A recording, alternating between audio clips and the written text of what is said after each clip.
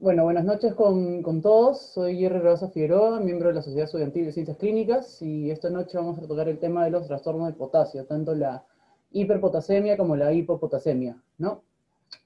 Entiendo que ese es un tema de caso clínico, así que deberían haber tenido como que la lectura previa. Es una lectura muy buena, la lectura larga en español que tiene ambos temas. Siguiendo un poco esa bibliografía, llegué a un artículo que era un poco más extenso, un poco más actualizado, no sé bien, pero estaba en el mismo link que referenciaba la lectura, que tenía algunos cuantos algoritmos más. Así que vamos a... Y la corrección de uno, porque no se han dado cuenta que me parece que el algoritmo diagnóstico de hiperpotasemia tenía mal unos signos al momento de alguno de los pasos del algoritmo, ¿no? Bueno, con eso empezamos. Bien, vamos a tratar de no profundizar tanto en la introducción, ¿no? Porque eso ya lo deben tener un poco más claro. Ahora vamos a hacer los pequeños conceptos. Vamos a tratar hipercalemia con tres casos. No, perdón, hipocalemia primero, con tres casos, hipercalemia con cuatro. Tengo un caso extra que me gustaría que se lleven. Y vamos finalmente con las conclusiones de la bibliografía.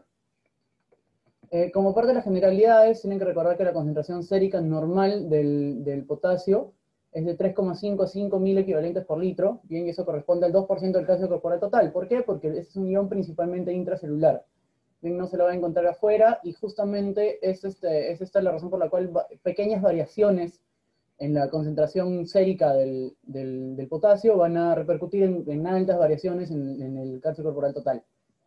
¿No? Se tiene un requerimiento diario de 1,6 a 2 miligramos por día, y está prácticamente en un montón de comidas que consumimos, así que por eso la hipopotasemia por poco consumo es una patología muy, muy rara. Bien, su excreción se da principalmente por la orina, 80%, 15% por el tracto gastrointestinal y 5% por la piel. Sin embargo, por la piel recuerden que también se secretan, bueno, en realidad por todos lados, ¿no? Pero por la piel el potasio no es el principal ion que se secreta, sino es el sodio. Entonces no vamos a tener tanta afección al potasio por su duración, como sí lo es por la excreción de la orina y por pérdidas gastrointestinales. ¿Bien? Y bueno, una función especial del potasio es que participa en el potencial de reposo de cualquier músculo del cuerpo, músculo esquelético, músculo estriado del músculo, claro, músculo estriado del esquelético, músculo estriado cardíaco, y el músculo liso del tracto gastrointestinal, y más o menos por ahí van algunos de sus síntomas, ¿no? Principalmente deben tener en cuenta la función del potencial de reposo en el corazón, ya que ese es el órgano que más gravemente puede ser afectado, ¿no? Entonces vamos con la hipocalemia o hipopotasemia. ¿Bien? Esa es la primera pregunta. Ahora lo voy a activar. ¿Bien? Es un paciente varón de 30 años que acude a emergencia traído por sus familiares, refiriendo pérdida de movilidad progresiva y simétrica en todas las extremidades, primero distal y finalmente proximal. Refiere sensación de calor de reciente aparición, más o menos un poco más de una semana, y ni antecedentes patológicos o medicación relevante. Al examen físico, disminución de fuerza muscular proximal y distal en todas las extremidades, reflejos disminuidos y balance inactivo. Funciones vitales, 113 frecuencia cardíaca, 16 de respiratoria, presión arterial de 140-80 y saturación al 99%. Ampliando la entrevista, el paciente refiere a haber tenido diarreas hace aproximadamente un mes, o sea, continuas, ¿no? Y baja de peso no cuantificada y fatiga. Bien, ¿cuál va a ser su principal sospecha diagnóstica con todos los datos que se les está dando? Ahí está la votación. Al finaliza, si alguien no la puede ver, o si está en su celular y solamente ve el caso.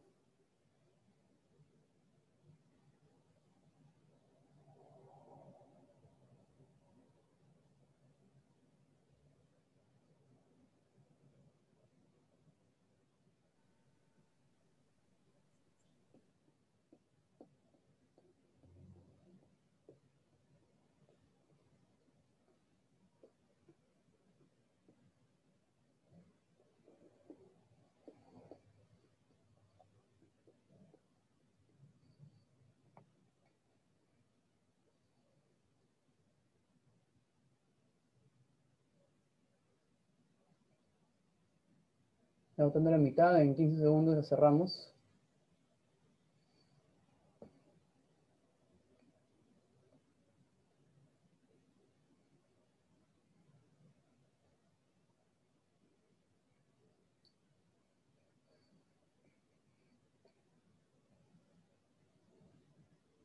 Faltan 3, si no les manden su voto porque ya lo voy a cerrar.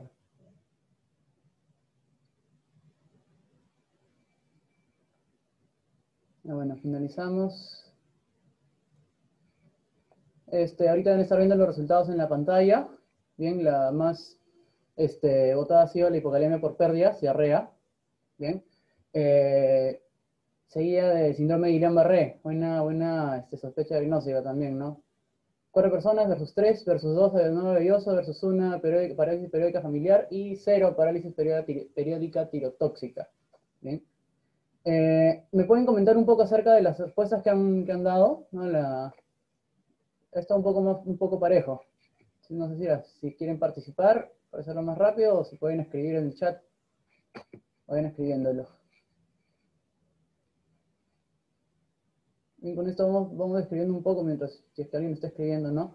Se ve una clínica, ¿no? De pérdida de la movilidad progresiva en las extremidades, que primero empieza distal y finalmente proximal. Y ustedes luego corroboran en el examen físico la presencia de esa pérdida de fuerza muscular y además reflejos osteotendinosos disminuidos y un BAIS negativo. Por lo tanto, eso no parece un cuadro del sistema nervioso, perdón, del sistema nervioso central. Nos parece algo periférico. Bien. Entonces, ¿por qué alguien que me diga por qué ha marcado la hipocalemia por pérdidas, por diarrea?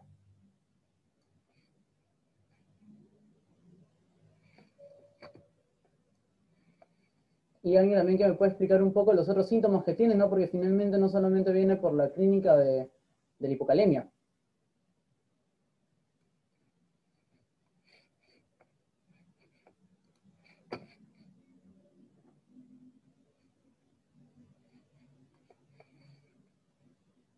En eso se parece un poco a la pregunta que puse, la primera pregunta que puse en el caso anterior, que era un poco ambiguo. Vamos a tratar de despedazar el caso, ¿bien? Esta persona viene con síntomas, como les dije, de hipocalemia, ¿bien? Su frecuencia cardíaca está incrementada, su presión arterial 140/80, y tal vez una buena ayuda hubiera sido que no está febril.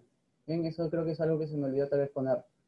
Ni antecedentes de patológicos de medicación, y además refiere a esto: diarreas, baja de peso y fatiga.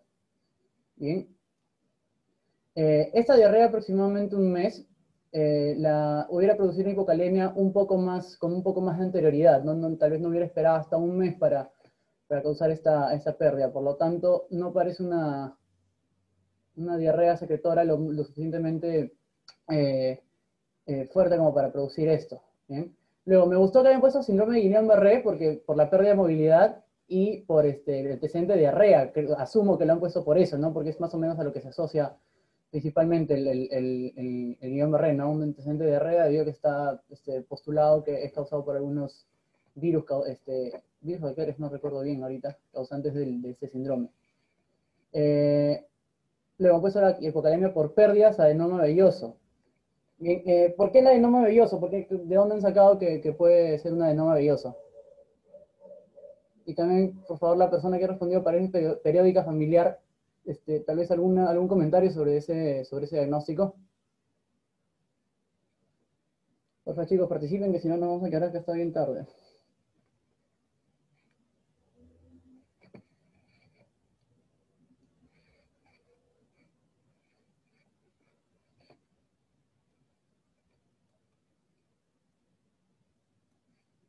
Algo que no mencioné, pero sí está subrayado, es la sensación de calor. No le he puesto como sensación de alza térmica, solamente sensación de calor.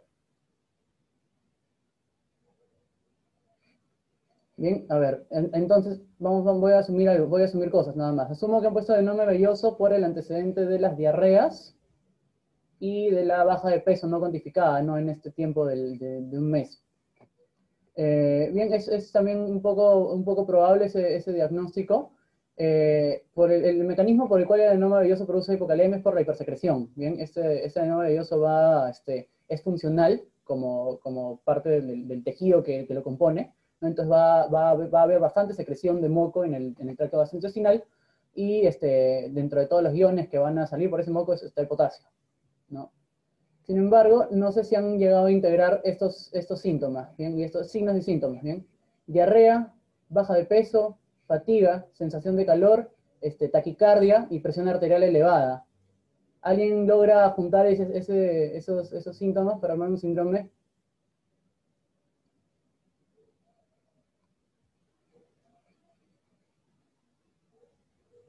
¿No? Está un poco complicado. La respuesta aquí es parálisis periódica tirotóxica. ¿Bien?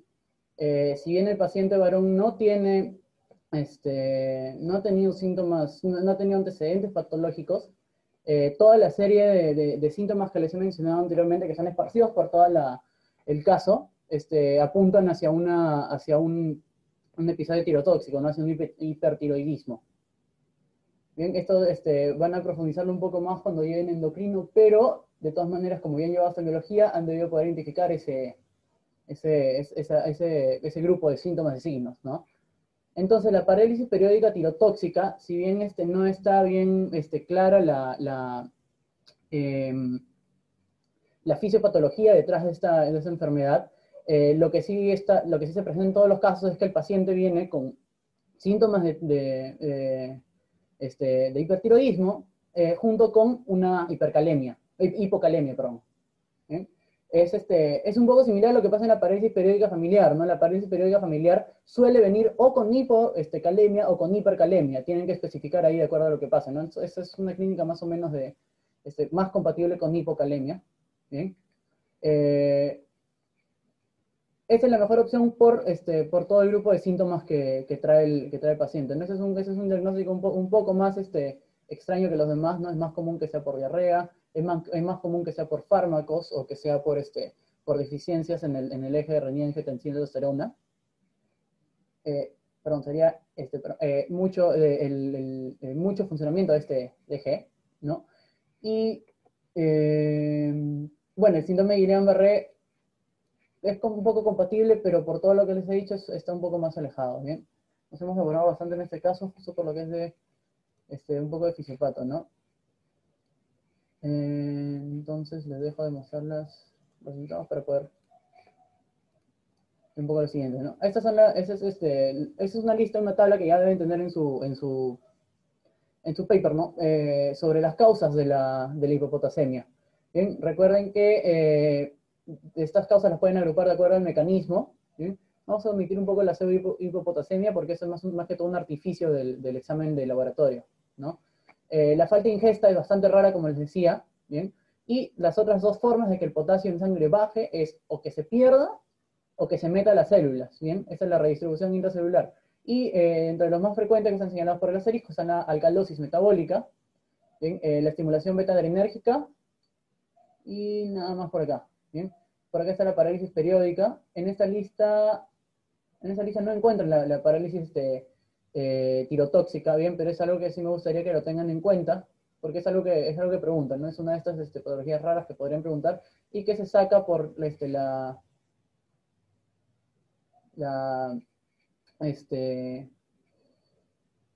bueno, pero me está perdiendo. Acaba de ver una pregunta en el chat. Los reflejos osteotendinosos en el caso están disminuidos por la hipocalemia. Bien.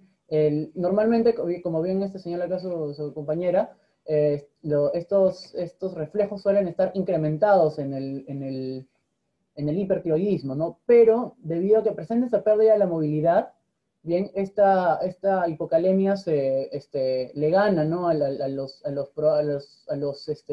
reflejos aumentados que podría tener el hipertiroidismo y por ahí gana la clínica, ¿no? En la clínica de una parálisis periódica tirotóxica, si bien tiene todos los síntomas del hipertiroidismo, ese en particular, ¿no? De los reflejos aumentados no lo va a tener justamente porque se está agregando la hipocalemia. Y también se puede perder, bueno, por pérdidas extrarrenales, más que todo por el tubo digestivo. Bien, me acuerdo que el del caso clínico que les ponen, porque lo leí, es el mismo que me dieron a mí, es por el uso de laxantes, ¿no? Es uno de los factores que tenía la paciente. Y bueno, por las pérdidas cutáneas, que como les digo, es muy poco común. Y finalmente pasamos a las pérdidas renales de potasio, ¿no? Que esta es una lista un poco más grande que vamos a desglosar en las siguientes preguntas. Bien, esa es más o menos la clínica. Bien, eso lo he sacado de 2 artículos. Este es el cuadro de su de su paper, ese es otro más que lo he citado al final, como para que lo puedan ver. Bien, principalmente, como les digo, sus síntomas van a ser los que afectan al músculo, ¿no? O sea, el músculo cardíaco, el músculo esquelético o el músculo liso del tubo digestivo, ¿no? Puede producir hilio, ¿bien? Pues ese es otro síntoma de la hipopotasemia que, este, que probablemente esté un poco opacado por el del hipertiroidismo, ¿no? De las diarreas que son por incremento de la motilidad. ¿Bien? Ese es todo un abanico de síntomas que se pueden presentar. Y que bueno, no los vamos a enlistar porque ya es una lista muy larga que ustedes ya han debido leer desde antes. ¿Bien? Entonces, ese es el caso número 2. Una paciente, mujer de 25 años, referida al centro de salud por los calambres en miembros inferiores, a los que se agrega recientemente debilidad muscular. Ni enfermedades previas o consumo de medicamentos. Examen físico, comprueban la pérdida de fuerza muscular a predominio distal, reflejos disminuidos en miembros inferiores y todo lo demás sin alteraciones. Sus funciones vitales, frecuencia cardíaca en 90, frecuencia respiratoria en 15, presión arterial 155-85 y saturación en 98 y temperatura en 36,7. Y viene con los siguientes exámenes de laboratorio. Ahí tienen bueno, no se agregó el potasio. El potasio es 2.7. ¿Bien? Para el potasio es 2.7. ¿Por qué no se guardó? No sé por qué no aparece. ¿Dónde está? No, tampoco. Bien, entonces la pregunta es esta. Ahí está todo en letras más chiquitas, todo el caso. ¿Cuál es el mejor paso a seguir para establecer el diagnóstico etiológico? Bien, porque el diagnóstico de hipopotasemia ya está. Si quieren ver la causa, ¿cuál es el mejor paso a seguir? Pueden sacar su lápiz, pueden sacar su calculadora para calcular. Esta acá es urinaria. ¿Por qué se me han borrado los datos? ¿Bien? Este potasio es sérico, bien, todo lo acá es sérico, y este potasio es urinario, una sola toma, el potasio, el spot, que le llaman en inglés.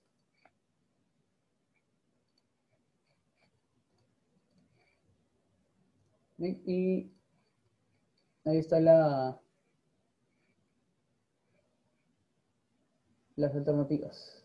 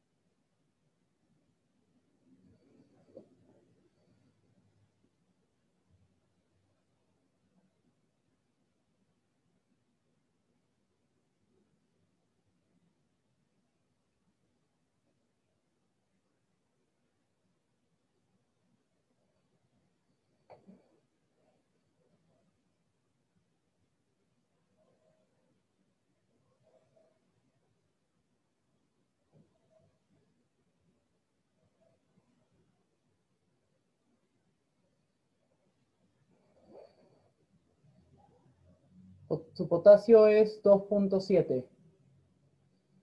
Voy a dar un poco más de tiempo porque necesito algunos cálculos.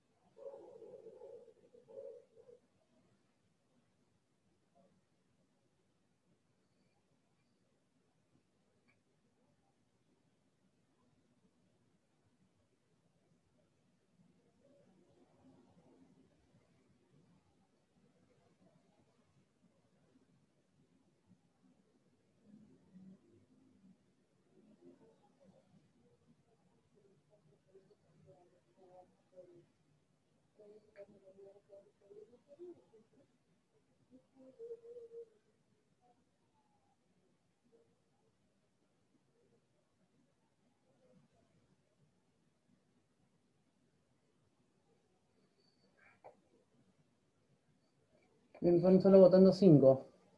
Ya voy a detener la votación un ratito. Los que tengan alguna sospecha de cuál es su respuesta, vayan marcándola.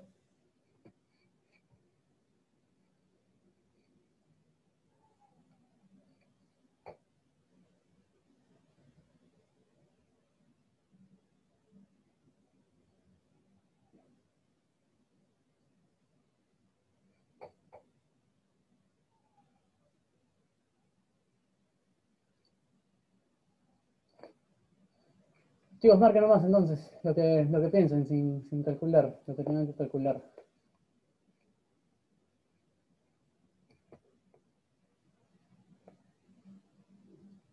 Están votando 7, faltan 5.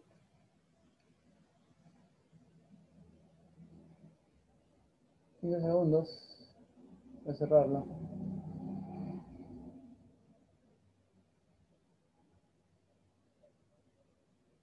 Me faltan 3.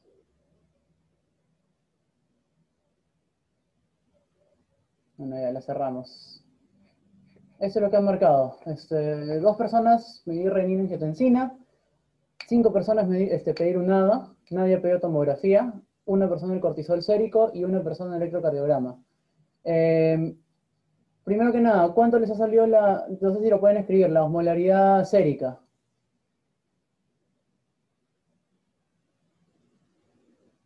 Los que la hayan calculado. Escríbanlo, por favor.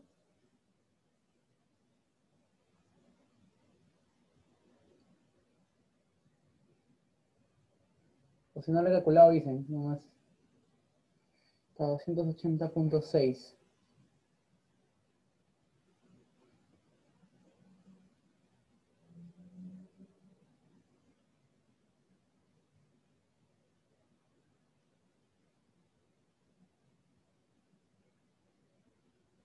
Ya. Bueno, a mí me salió 282.9, pero vamos por ahí. ¿Ya? Fue que la osmolaridad, la osmolaridad sérica depende del sodio, depende de la glucosa y depende de la urea. Entonces es 2 veces el sodio por la glucosa sobre 82 por la urea sobre 2.8. Bien, con eso pueden calcular qué cosa, que es el único que faltaba para calcular la gradiente transtubular de potasio. Es un parámetro importante para poder determinar principalmente en la hiperpotasemia y en la hipopotasemia. En la hipo, ¿para qué nos sirve principalmente?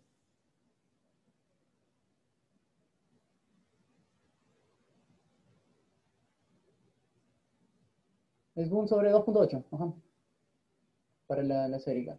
¿Alguien le ha salido la gradiente transtubular de potasio?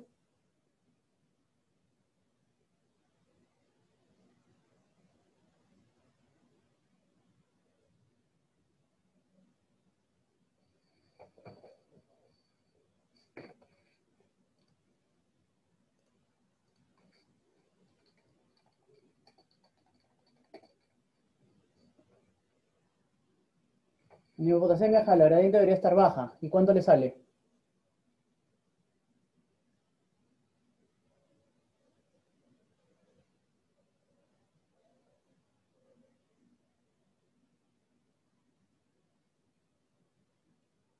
¿Cuánto sale la gradiente transmuscular? Ajá, con el 280.6 salió 8 punto algo. Bien, con el valor que tenía yo también ha salido 8 punto algo. Bien, el punto es que está mayor a 7. Bien, eso significa que el riñón no está funcionando bien o que el eje renina-angiotensina-aldosterona no está funcionando bien.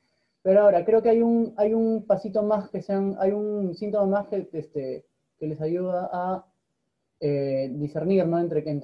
Para poder llegar al diagnóstico etiológico, que es la presión elevada. Es una paciente sin antecedente de hipertensión que se presenta con una presión de 155, elevada, ¿no? Acá, olvídense de lo de las 2 medidas. Esta paciente ya se comprobó que está con esa presión, ¿no? Y con toda la sintomatología. Entonces, esto deben enfocarlo como una hipocalemia con hipertensión. Entonces, lo más probable que sea, tu principal sospecha se torna exactamente, hacia un hiperaldosteronismo, ¿no? Entonces, tu tu enfoque diagnóstico va a ser, se va a seguir rigiendo de acuerdo a lo que está en la medición de renina y angiotensina plasmáticas, ¿bien? Que te puede salir una renina alta con una renina alta o una renina baja. Y con la renina baja ves la aldosterona, ¿no? Con la aldosterona suprimida y la aldosterona elevada. Esos son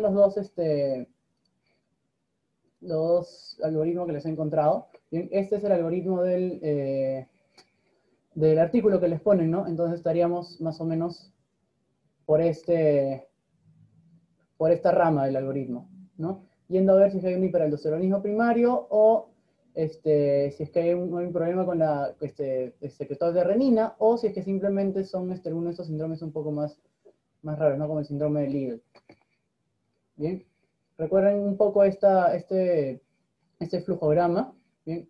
O pueden acordarse de este acá que es sin calcular la gradiente transcelular, sino que les puse la gradiente porque como vi que en el caso que le estaban poniendo, habían preguntas que resaltaban la importancia de la gradiente transcelular de potasio, preferí utilizar este algoritmo, ¿no? Pero de todas maneras pueden realizarlo de acuerdo a la presión. Con esto acá estaríamos un poco más ordenados, me parece, ¿no?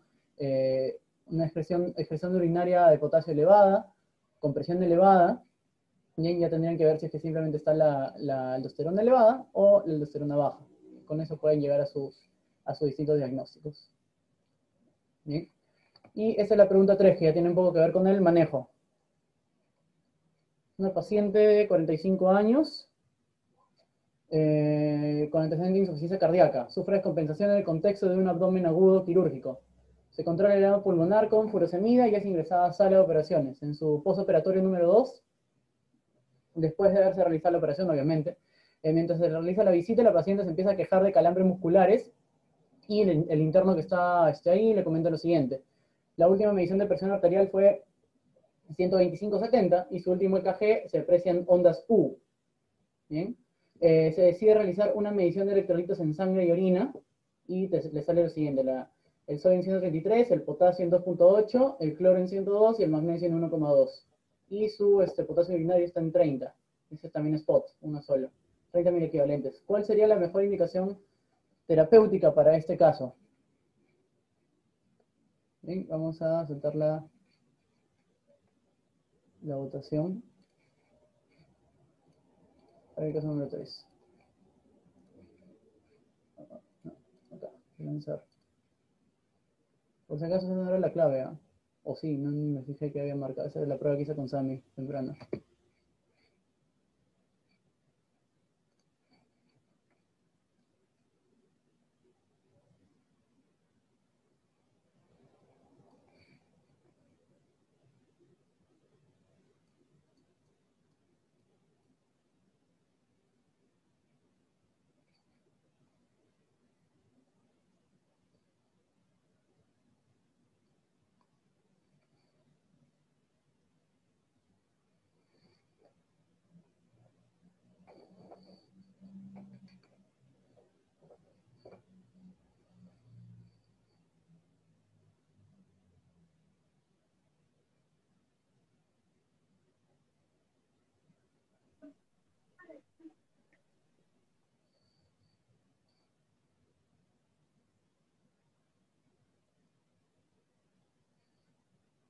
Bueno, se van votando 6. Porfa, traten de ir decidiendo. En 20 segundos cierro la...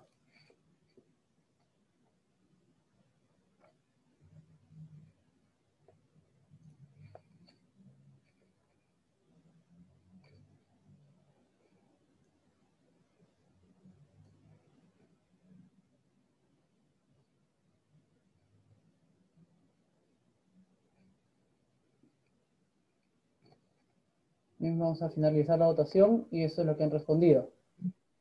Bien, han votado por el potasio endovenoso, 100 ml al día.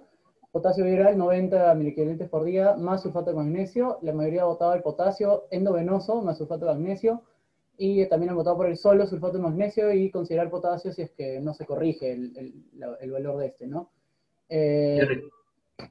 Entonces, no sé si alguien puede sustentarme por qué una, por qué otra. Jerry, una pregunta. ¿Me escuchas?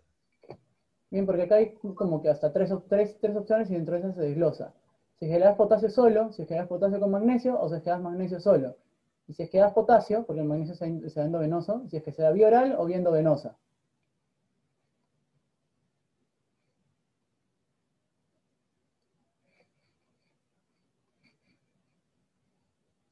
Me dicen que están hablando por el micro. No, no escucho. ¿Me escuchas? ¿Me escuchas? Claro, ¿por qué no escucho? Ah, ya. A ver, habla de nuevo, por favor. Hola,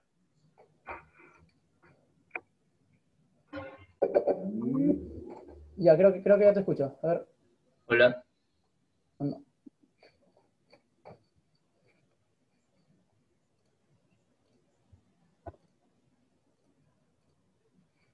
Hola, ¿no? ¿Me escuchas? Claro, no, no. Ahí está, ya te escucho.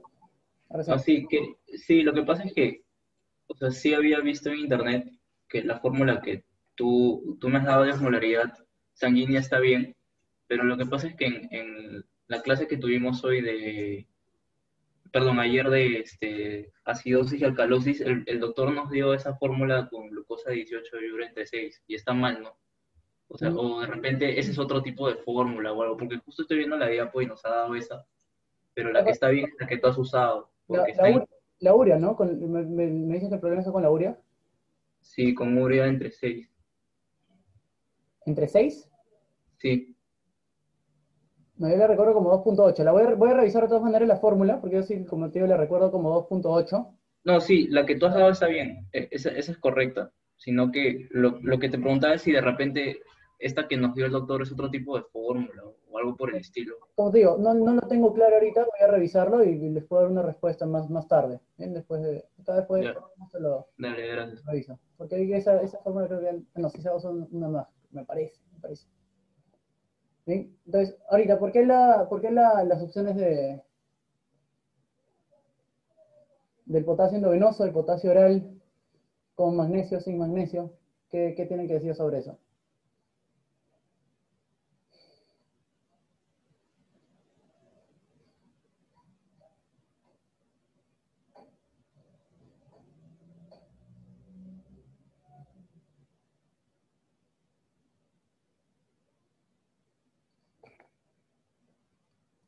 Bueno, vamos avanzando.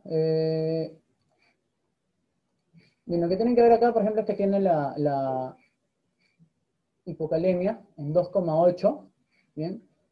Tiene los síntomas, ¿no? Que son los calambres musculares y esto del EKG, que me imagino es una de las razones por las cuales en el anterior alguien marcó el EKG, ¿no? El EKG no va a servir para un diagnóstico tanto, sino para verlas con posibles complicaciones, ¿bien? Y en el EKG de esta paciente vemos onda azul, que es un hallazgo clásico de la hipocalemia, ¿bien? Entonces, los electrolitos que están alterados acá son el potasio y también el magnesio. El límite inferior del magnesio es 1,8 y ese está abajo. ¿Bien? ¿Alguien me puede indicar, por favor, la posible etiología de esta hipocalemia? ¿Han identificado cuál es el probable causante? ¿Diuréticos?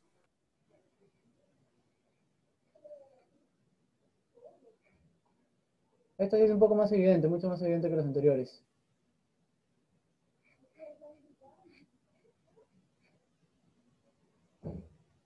Claro, los diuréticos, ¿bien? La furosemida que está recibiendo.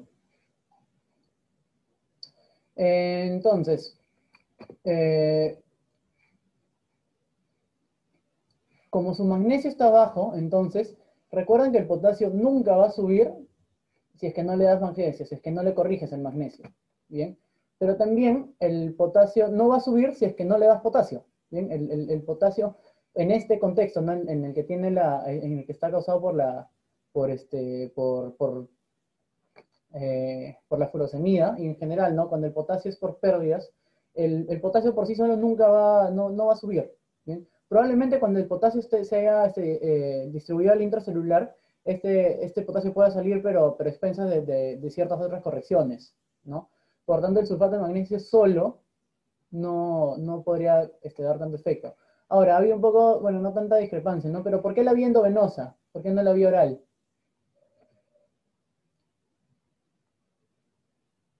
¿Conocen cuáles son los casos para elegir una vía sobre otra? O más bien, ¿cuál se prefiere? ¿Cuál es la vía de elección como regla general?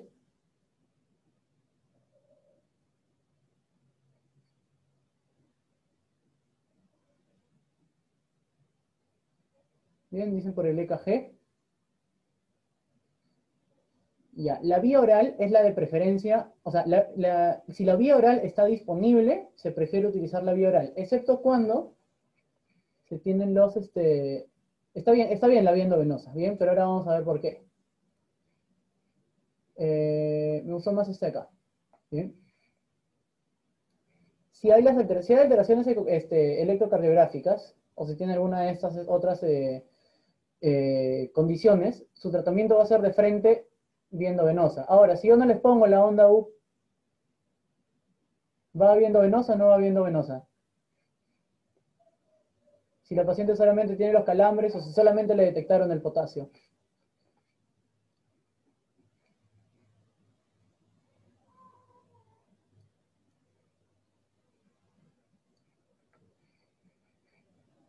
Si yo anulo esto, ya no tiene la onda U.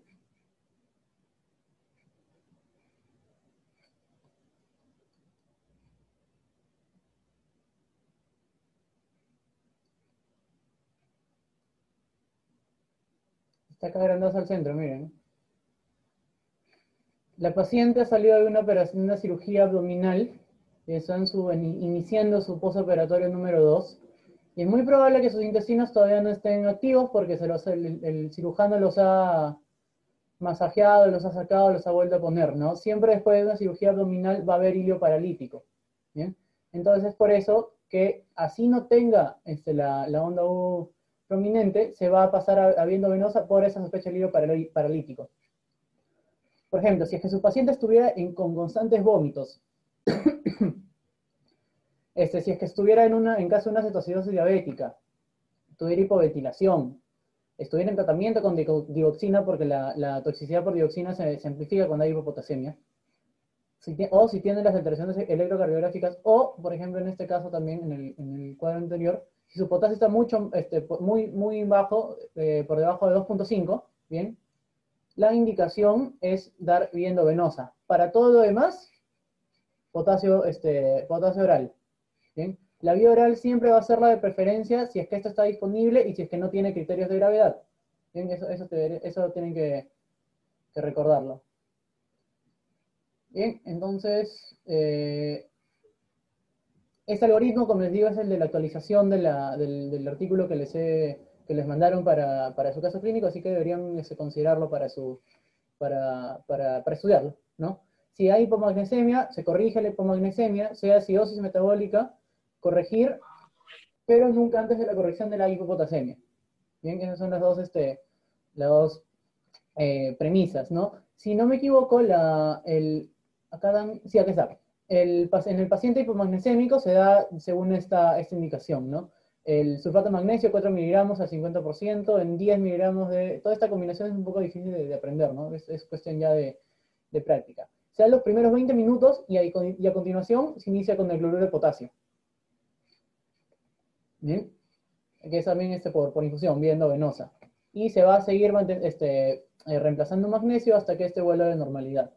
De igual manera con el potasio, ¿no? Hasta que suba y hasta que desaparezcan los síntomas. Bien. No sé si alguien tiene alguna pregunta sobre hipocalemia, porque con esto ya pasamos a hiper. Y vamos bien con el tiempo. Bien. Si no hay más, vamos con hipercalemia. Espero que se acuerden para esto de su maestro JJ.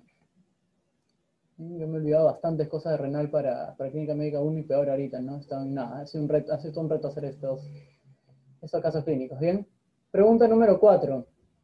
Eso ya tiene que ver con hipercalemia, ¿no? Esa también es un poco parecida a la pregunta número 1, seguro va a haber discusión, por favor discutan las preguntas, ¿bien? O sea por el chat, o sea por el micrófono, ¿no?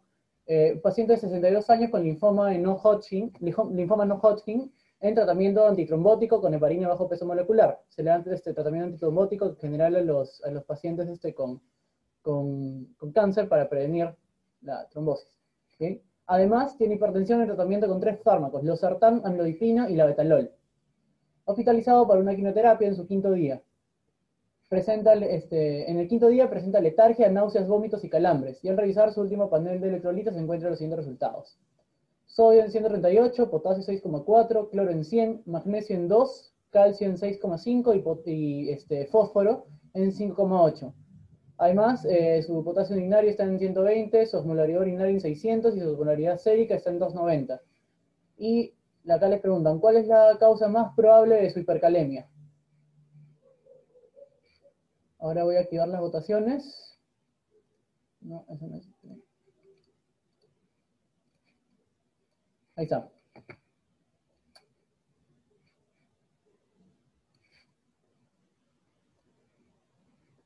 Recuerden que acá abajo tienen los valores normales que he tomado referencia para...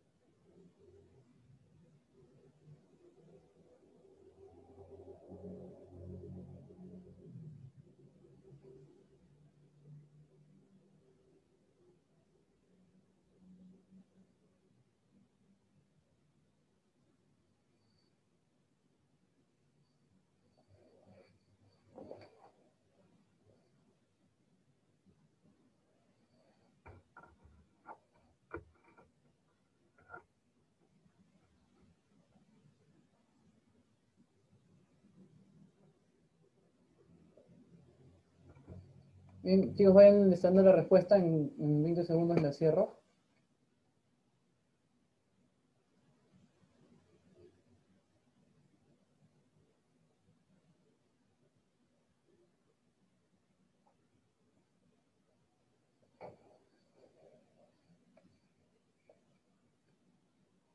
Bien. Esta vez no ha habido tanta discrepancia, ¿sí? La gran mayoría ha votado por síndrome de lisis tumoral y algunos cuantos han votado por el antagonista receptor de angiotensina 2 que está recibiendo. Bien. Entonces, de los que han marcado síndrome de lisis tumoral, ¿alguien me puede decir por qué? ¿Por qué tiene ese diagnóstico?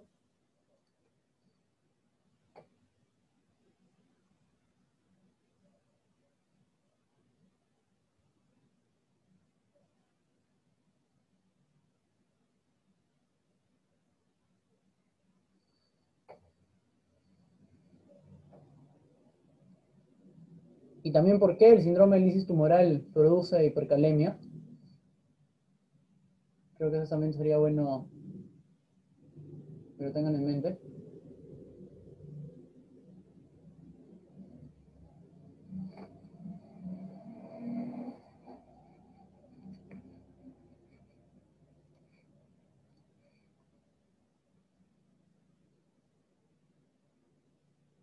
Me están escribiendo a alguien porque sino para empezar a desglosarlo. Bueno, este paciente tenía el antecedente de cáncer y está recibiendo un montón de fármacos, ¿no? Aparte de la quimioterapia, que recibió recientemente, está recibiendo heparina bajo peso molecular, está recibiendo losartán, amlodipina y labetalol, de los cuales los que están subrayados son los probables, son fármacos que están relacionados al desarrollo de hipercalemia. ¿Sí? Luego, en su quinto día presentan letargia, náuseas, vómitos y calambres. ¿Bien? Estos, si bien no son síntomas directos de una hipercalemia, son los síntomas de la patología que estamos viendo acá, ¿no? Y que ante la sospecha, ¿no? Es un paciente que acaba de recibir quimioterapia, está todavía hospitalizado, ¿no? En su control, ¿bien? Que desarrolla estos síntomas y en su panel de electrolitos se encuentra potasio elevado, calcio disminuido y fósforo elevado, ¿bien? Con todo esto, se reúne 3 de los 4 criterios para diagnosticar un síndrome de lisis tumoral. ¿Bien? Lo único que faltaría acá es la urea, pero solamente necesita 2 para poder, bueno, con el antecedente de cáncer, ¿no? Para, para diagnosticar ese síndrome. Bien, ahora, el síndrome de lisis tumoral justamente produce hipercalemia. ¿Por qué? Porque como las células se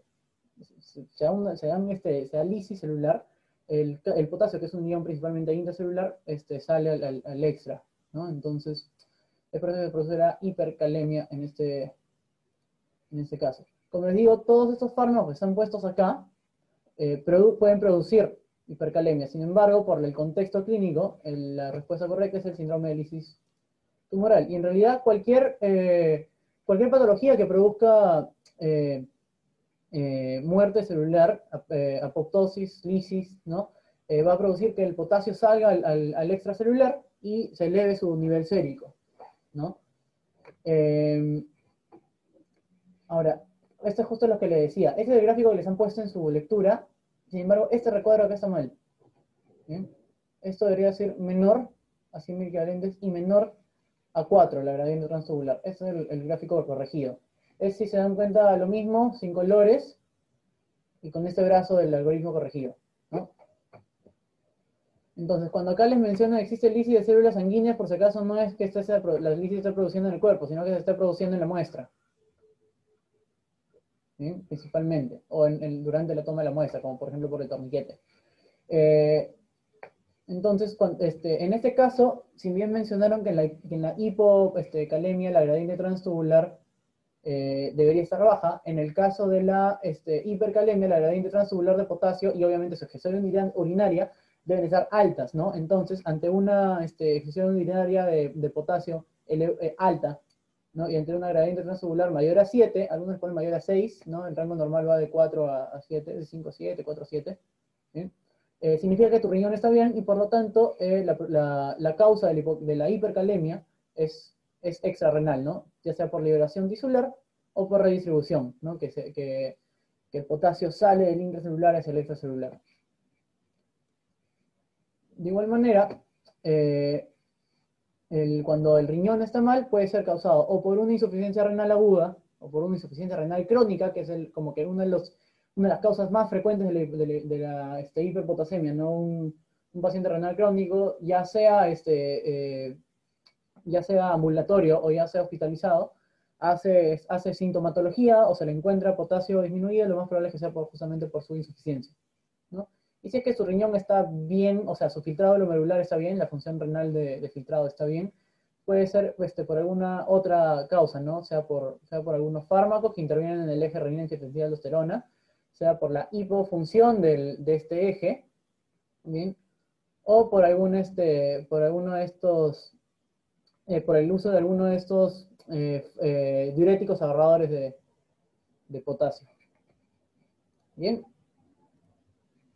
esta es la tabla con las causas de hipopotasemia, un poco ya sin algoritmos, solamente descritas, ¿no? Que es el mismo que tienen en su artículo, y sería bueno que lo revisen. Y con esto pasamos al siguiente caso. Una pregunta corta, bien fácil. Esta casi en un minuto nada más cierro la encuesta. Paciente mujer de 20 años, sin antecedente de importancia, fue de emergencia refiriendo a dolores musculares intensos y oliguria. Le indica que durante 2 semanas seguidas ha realizado ejercicio extenuante. Su examen de laboratorio tiene un sodio en 141, un potasio en 6, un cloro en 103, una creatinina en 1,9 y una urea en 20. ¿Bien? Entonces, ¿cuál es el principal examen auxiliar para detectar una potencial complicación? ¿Bien? Ahí está la...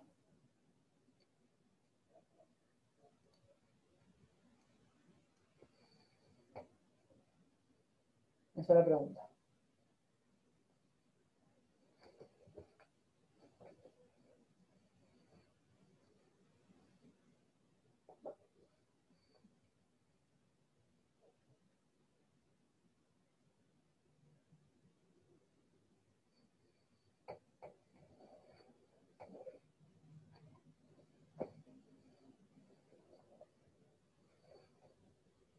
$20.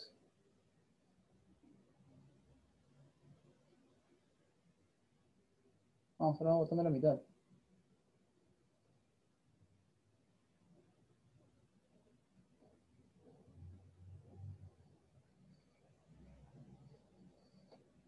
Sí, vamos a tener un par más al menos para cerrarlo.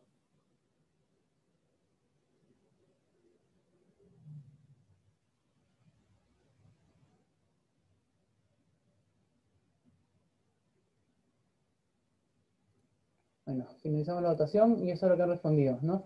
La gran mayoría ha respondido un electrocardiograma y uno para cada una de las siguientes, excepto la eco, ¿no? Electromiografía, potasio, osmolaridad urinarios y creatinina quinasa. ¿Por qué han respondido tal vez las de abajo? ¿Por qué han respondido electrocardiograma? Si no, los que han, entre esa mayoría que ha contestado.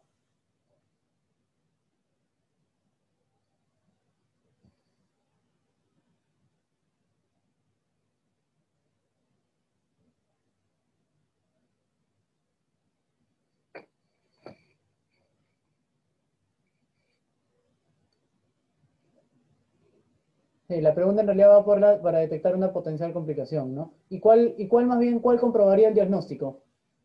Ahorita, ¿qué ha respondido para comprobar el diagnóstico? La de creatinina quinasa. ¿Por qué? ¿Qué está sospechando? ¿Cuál sería el muy probable diagnóstico de ese paciente? Muy bien, rabdomiólisis, ¿no? Otra de las causas de hiperpotasemia por lisis celular, ¿no? Debido a antecedentes de el ejercicio extenuante y que se presenta ya con los dolores musculares y la oliguria. ¿Bien? Probablemente esa paciente para la creatinina alta ya está entrando en insuficiencia renal aguda. ¿Bien? Entonces, si bien la creatinina quinasa les va a confirmar el diagnóstico, lo más probable es que lo primero que sea en la lista y muy por encima de lo demás sea esta rabdomiólisis, ¿no? El potasio y la osmolaridad urinarios le serviría tal vez para orientar el diagnóstico hacia algo dentro de una clínica un poco más incierta, ¿no? Y la electromiografía, bueno, no les va a dar un buen parámetro en este caso. No recuerdo cómo se ve la electromiografía en una rabdomiólisis, ¿no? Dependería de cuál músculo está más que todo dañado. Y la respuesta correcta en este caso, efectivamente, es el electrocardiograma. Recuerden que la hipercalemia es una enfermedad potencialmente mortal, ¿bien? Y en cuestión de poco tiempo, ¿no? En menos de un día, tu paciente ya puede estar entrando en paro, y esto lo pueden detectar no solamente por el nivel de potasio, ya que solo no te va a dar ninguna clínica, sino tal vez se esté presentando una arritmia, pero principalmente por la visualización en el electrocardiograma de ciertos hallazgos, ¿no? ¿Alguien conoce cuáles son los hallazgos en el electrocardiograma para la hipercalemia?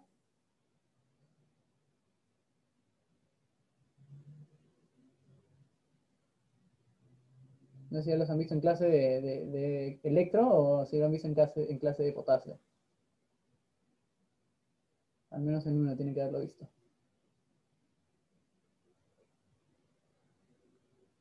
Ondas de picudas, prolongación del PR, una más. Bueno, dos más. Pierde onda P y también se prolonga algo más.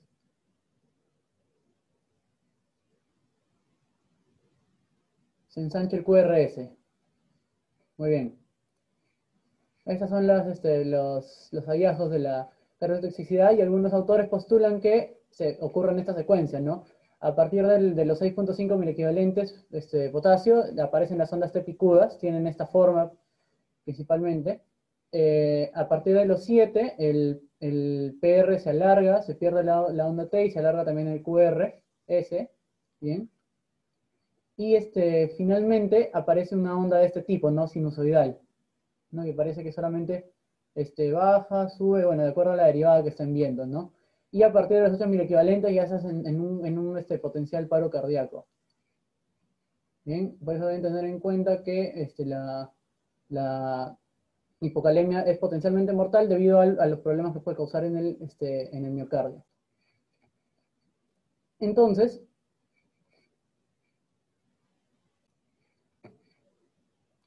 vamos con la siguiente pregunta. Esta es un poco más larga y ya tiene que ver con manejo. Bien. Una paciente mujer con antecedente de adrenalectomía bilateral por un feocronocitoma en los dos lados, bien salado de la señora, acude a emergencia por pérdida de conocimiento. Familiares refieren que horas antes se quejó de fatiga, náuseas, vómitos. Al examen físico se presenta hipotensa y su escala de Coma-Glasgow disminuida. Se trata de condición principal y cuando despierta le comenta que semanas atrás ha notado debilidad muscular. Además, se encuentra en su EKG ondas T picudas y un complejo QRS ancho, por lo que se decide revisar sus exámenes de laboratorio y se encuentra un potasio sérico en 7,1. Ya está como que en el segundo nivel del gráfico que me he visto anteriormente. Y una CREA en 2,5. ¿Cuál es el mejor manejo inicial que se le puede dar a esta hipercalemia? ¿Sí? Vamos a ir a la votación.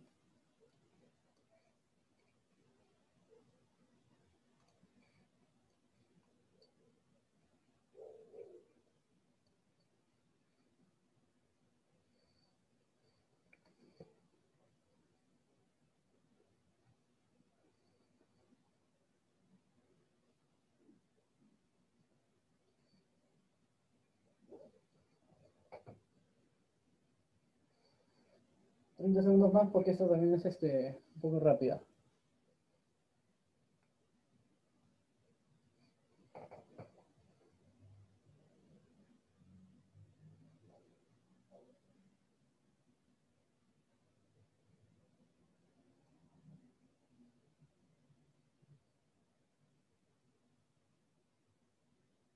En 15 segundos más, han respondido la mitad.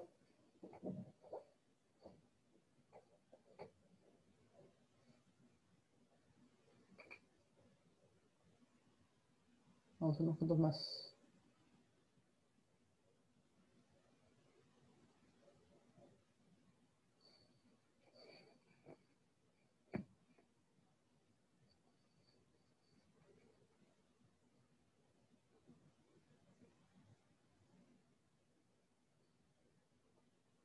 Bueno, vamos a finalizarlo ahí. Y la gran mayoría, casi todos han respondido al gluconato de calcio 10%, 10 mililitros endovenoso. Bien. Entonces, vamos a dar rápidamente la respuesta. Es esa de ahí, el manejo inicial de elección. Es el gluconato de calcio al 10%, 10 mililitros endovenoso, y una declaración que me hizo Sami también antes de empezar esto, es que se da en 10 minutos. ¿Sí? Esa es más o menos una regla, ¿no? 10% en 10 mililitros, o sea, 10% de la presentación. Se le pone 10 mililitros de esa presentación en 10 minutos. ¿Bien? Pero lo que quiero que se lleven también es qué es lo que hace el gluconato de calcio. ¿Cómo es que cura la hipercalemia? ¿O por qué es el manejo inicial? Más sí que cura, ¿no? Porque no creo que sea el término apropiado.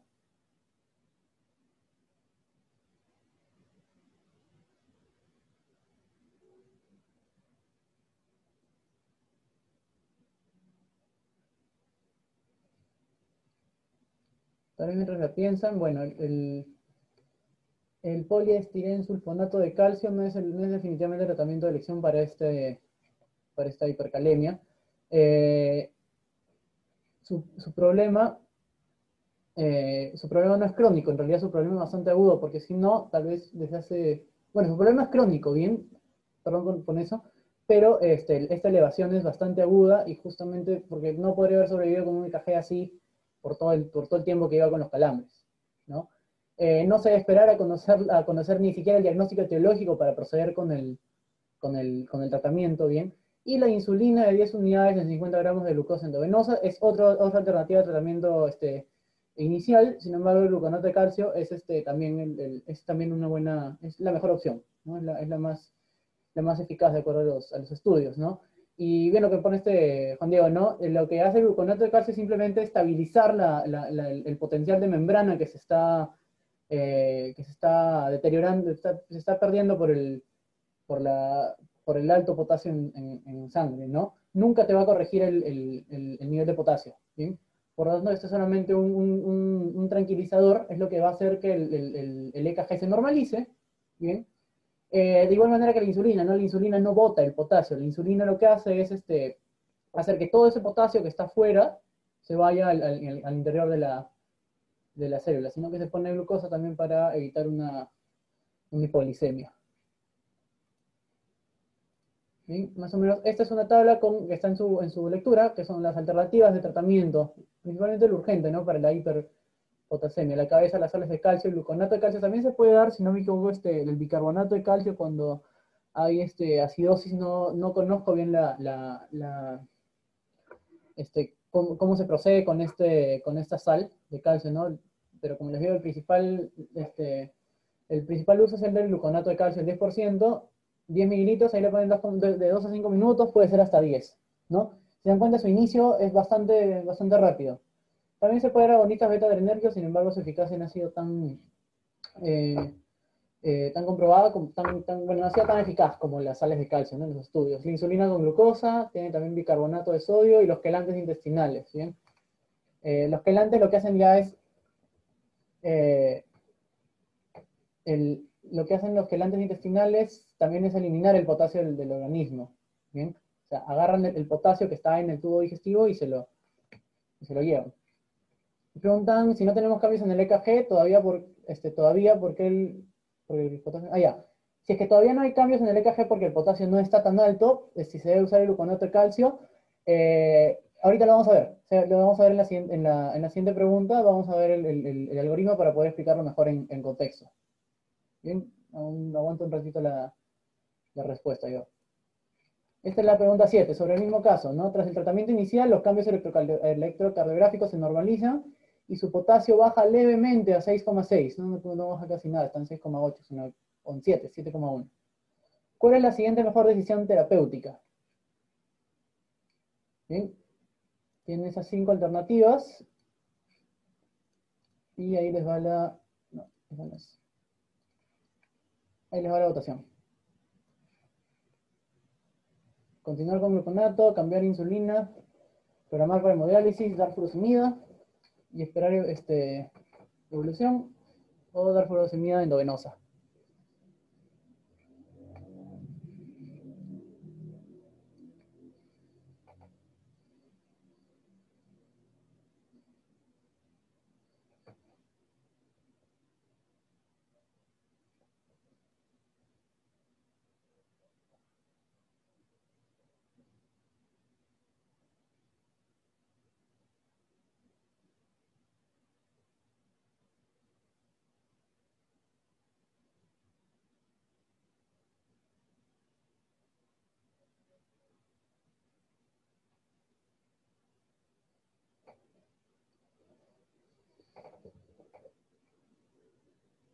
No, vamos contestando pocos.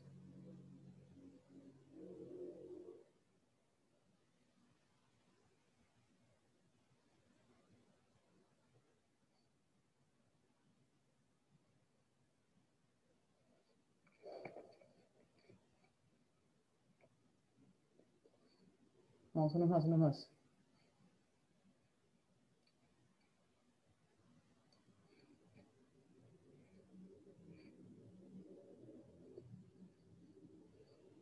Bueno, vamos a parar ahí. Y eso es lo que han mencionado, ¿no? Cambiar a insulina más glucosa, 5 personas. Una para programar hemodiálisis de emergencia y otra para programar con furosemida. ¿Bien? Ahora, como les mencionaba, podrían continuar con el gluconato de calcio si es que sus cambios electrocardiográficos no hubieran normalizado, ¿no? Si siguiera todavía con el EKG así, otra alternativa podría haber sido tal vez cambiar a insulina más glucosa, ¿no? Pero recuerden que esta insulina más glucosa, como menciona el cuadro de acá, no les va a botar el potasio sigue alto, ¿no? Y el potasio no se va a mover hasta que lo saquen a la mala, ¿no? Y no va a salir solito, ¿por qué? Porque recuerden que su creatinina está en 2,5, su riñón está mal, ¿bien? Entonces, de las siguientes 3 alternativas, las 3 sirven para botar el potasio, ¿no? Una es hemodiálisis, otra es furosemida oral y otra es furosemida endovenosa, ¿bien? Los tratamientos que se eligen en este caso para botar el potasio son dos: la furosemida endovenosa. La dosis mínima es 40 miligramos vía endovenosa cada 12 horas, y la otra es la hemodiálisis de emergencia. Ahora, si es que estuvieron en el casito que dio Rodrigo Calmet la semana pasada, les pueden haber visto esa mnemotecnia para recordar los casos de hemodiálisis de emergencia, que eran 5 casos, que se recordaban por la A, E, I, O, U: acidosis, electrolitos, intoxicaciones, overload o sobrecarga de volumen, y síntomas urémicos. ¿Bien? Pericarditis, encefalopatía. Bien. En este caso, la paciente tiene una hiperpotasemia, bien, que todavía, si bien ya normalizó el cambio electrocardiográfico, todavía está en un nivel alto. Y además tiene la insuficiencia renal, ¿no? Recuerden que ese potasio solito no va a salir si es que le dan la furosemida. Entonces ahí la mejor alternativa es programar para hemodiálisis de emergencia, ¿bien? Por el potasio que todavía está elevado, en 6,6, y porque además tiene agregada una insuficiencia renal. ¿Rodrigo? Ya. Y bueno, acá va un poco la respuesta también a la pregunta que me hizo Alejandro. Bien, ustedes van a necesitar tratamiento urgente cuando tengan tengan síntomas cardíacos de hiperpotasemia, ¿bien? O tengan una hiperpotasemia verdadera severa. No me ponen acá el nivel para ser considerado una hiperpotasemia severa, ¿ven? Pero de todas maneras, creo que si no me equivoco es un nivel de potasio en mayor de 7. No sé si alguien tiene el valor por ahí, perdón que no lo tenga tan claro, ¿no? Pero también con un elevado valor de potasio, también se va a pasar a un tratamiento urgente. El tratamiento urgente es el que hemos visto, ¿no? Todos estos medios que rápidamente vayan a contrarrestar los efectos del potasio en el corazón, o vayan a meter el potasio a las células, ¿no? Como son las sales de calcio para amortiguar, ¿no? el efecto en el corazón, o los beta-agonistas, la insulina, para meter el potasio en las células. ¿Bien? Y como ven acá, si tiene una insuficiencia renal, esta creatinina está en 2,6. Pónganse, es una paciente, ha tenido cáncer, se ha operado, su creatinina debe estar normal, debe ser 0,7, ¿no? El triple de esa creatinina es 2,1. Entonces ahorita está más del triple. Su insuficiencia renal aguda está en un valor bastante severo. Entonces, la principal indicación en ese caso es diálisis. Bien. En caso no tengan esta condición, ¿no? de insuficiencia renal aguda o crónica, ¿no? Que también porque también el paciente puede tener insuficiencia renal crónica, y también su riñón no va a botar por sí solo el potasio, necesita la hemodiálisis. Bien. El tratamiento en el siguiente caso va a ser tratar la causa de la hiperpotasemia, la restricción de potasio en dieta, si es que la hiperpotasemia fue por fármacos, suspenderlos, y acá entran los diuréticos de ASA. Bien. Y acá entra otro fármaco más, la fludrocortisona en insuficiencia suprarrenal, hipoaldosteronismo hiporreninémico. ¿Bien? ¿Alguien me puede identificar cuál es la causa de la hiperpotasemia de esta paciente? Porque eso no lo hemos discutido. Es bien evidente, por los síntomas y por los antecedentes.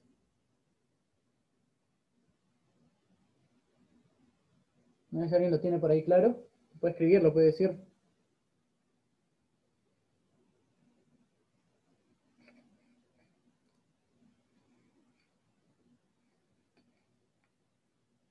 No sé qué tal a los sedona. Bien, ¿saben cómo se llama esa condición? Uno de los que le gusta revisar, o que probablemente lo haya visto en semio, porque todavía no lo tocan en clínica.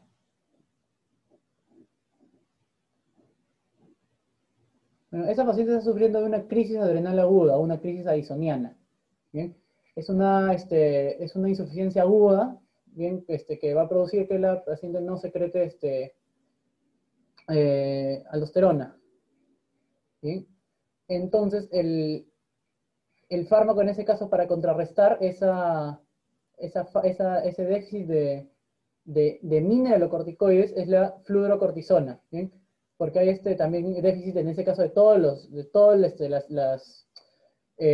todos los componentes que secreta la glándula suprarrenal, tanto médula como corteza.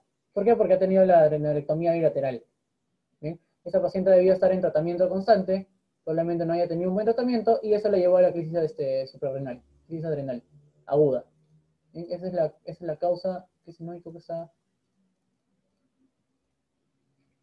por acá. Esta casa como enfermedad de Addison. Bien, pero recuerden que todo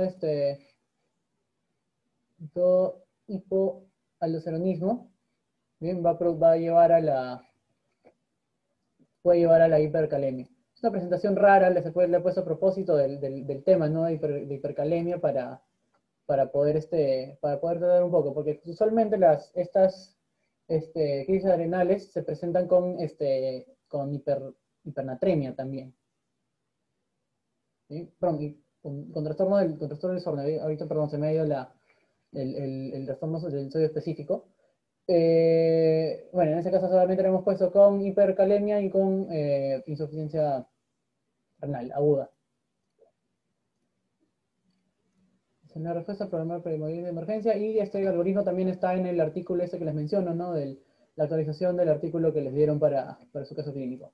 ¿Bien? Y con eso hemos terminado hipercalemia, y me gustaría terminar con un caso extra que es sobre un tema que tal vez me hubiera gustado a mí particularmente haberlo conocido desde que estaba tocando los trastornos de potasio para cuando lo lleve en Clínica Médica 2 en endocrino, tener un poco más claro, ¿no? Y de todas maneras tiene que ver con el manejo de potasio, así que vamos con este caso, y ya para terminar. Es una paciente sin antecedentes previos que acude a emergencias con trastorno accesorio, vómitos, dolor abdominal difuso. Paciente joven, ¿no? Sus familiares refieren que últimamente estaba tomando mucho líquido y orinando más seguido.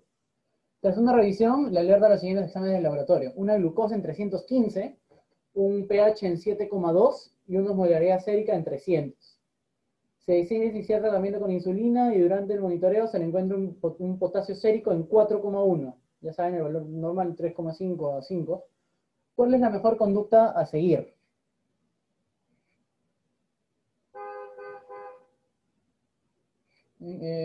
Ahorita siento la votación. Ahí está.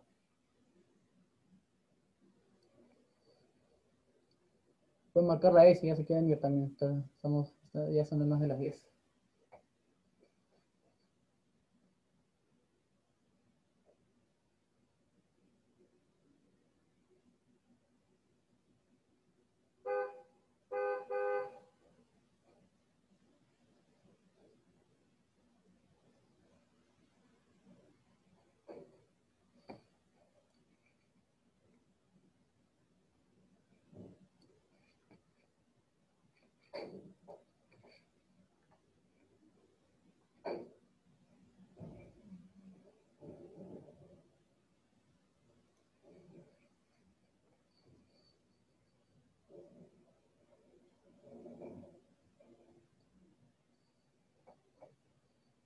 Champagne, si no, por último, para tener alguna respuesta, porque solo una persona ha contestado.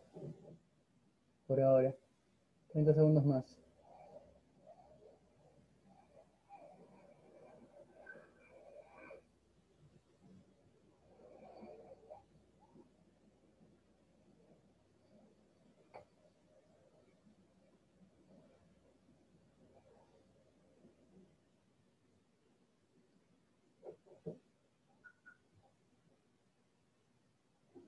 No, voten, por favor.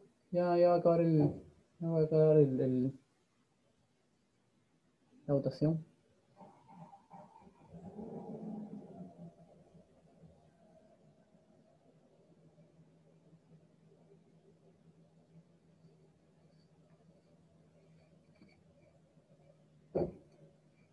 Bien.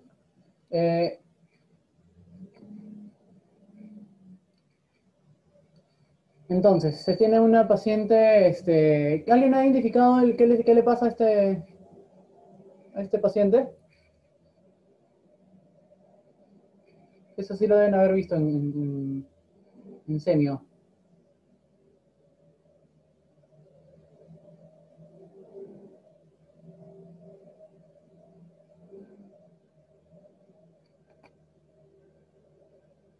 Muy bien, es un debut por cetoacidosis diabética, diabetes mellitus probablemente tipo 1, ¿no? Usualmente las diabetes tipo 1 son las que hacen estas complicaciones. Es cetoacidosis diabética por el pH, bueno, obviamente es una crisis hiperglicémica por la glucosa, es cetoacidosis diabética por el pH y porque su estado osmolar está normal. Bien. La otra complicación de la diabetes me salió diabetes, ¿no? Creo que dije diabetes, me está diciendo diabetes. De la diabetes es la crisis hiperosmolar.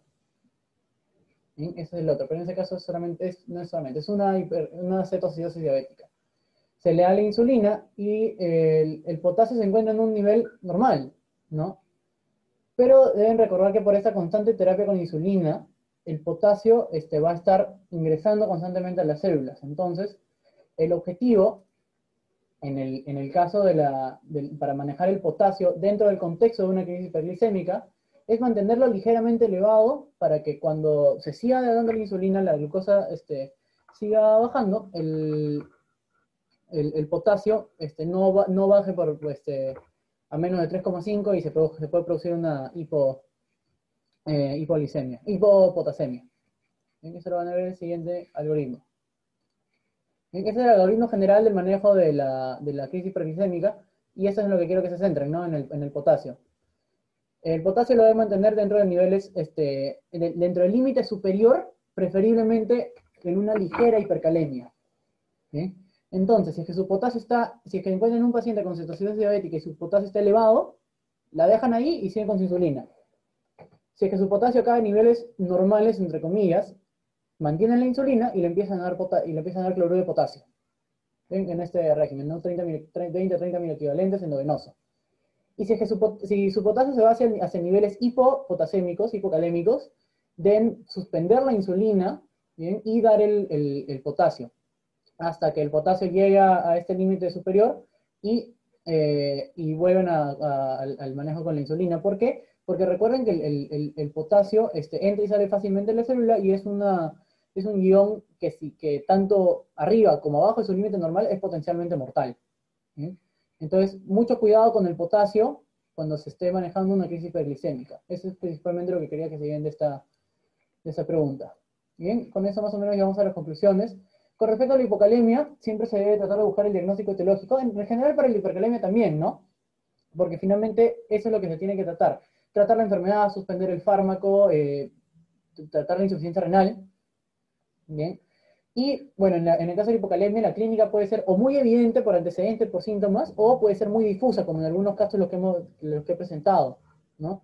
Es por eso que siempre se deben ayudar de los exámenes auxiliares, ¿no? Del estado del potasio en la orina. Recuerden que en caso de hipocalemia siempre se tiene que reponer el potasio, ¿no? El potasio no va a aparecer mágicamente. Y si la vía oral está disponible, sea por disponibilidad como tal, o sea que es un paciente sin factores de riesgo, esa es la vía de preferencia.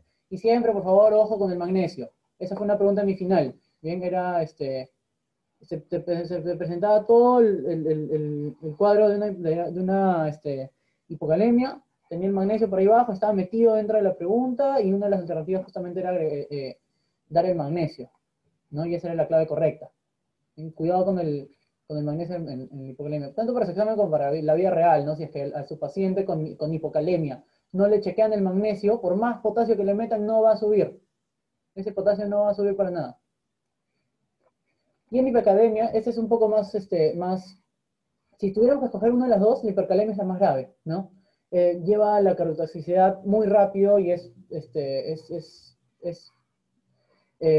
si bien hay una regla, ¿no? A cierta concentración se producen ciertos cambios, puede que los cambios aparezcan mucho antes de lo que esperan y el paciente se les va a ir, ¿no?